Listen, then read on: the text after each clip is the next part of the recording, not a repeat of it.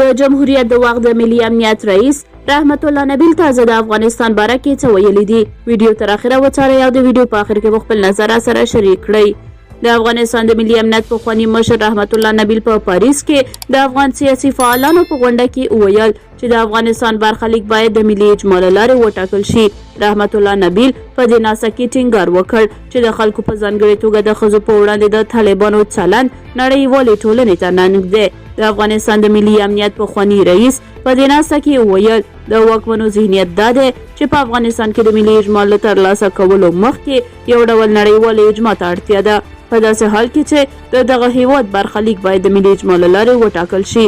د افغان سیاستوالو غونډه د چهارشنبې په ورځ د کپ په 23مه د فرانسې په پارلمان کې جوړه شوه. رحمت الله نبیل په خپلو خبرو کې د سیمې د هیوادونو او د نړۍ د سترو قدرتونو ترمنځ د افغانستان لپاره د تلپاتې حل لارې په اړه یوې هوکړې ته رسېدل ستونزمن وبلل. ښاغلي نبیل ټینګار وکړ چې د هیواد ستونزې ته د حل لارې موندلو په بهیر کې د افغانانو د رول په پام کې نه نیول د دوحې د پروسې د ناکامۍ لامل دی. ښاغلي نبیل زیاته کړه چې د دوحې پروسه د افغانانو په زیان ختمه شوه.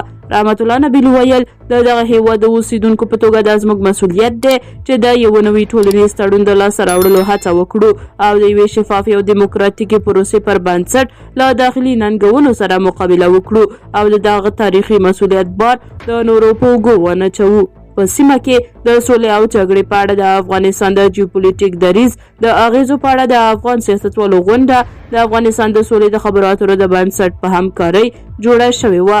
په دې غونډه کې ګڼ شمېر سیاسي شخصیتونو، پخوانیو افغان چارواکو، مدني فعالانو او فرانسوي شخصیتونو برخه اخیستې وه.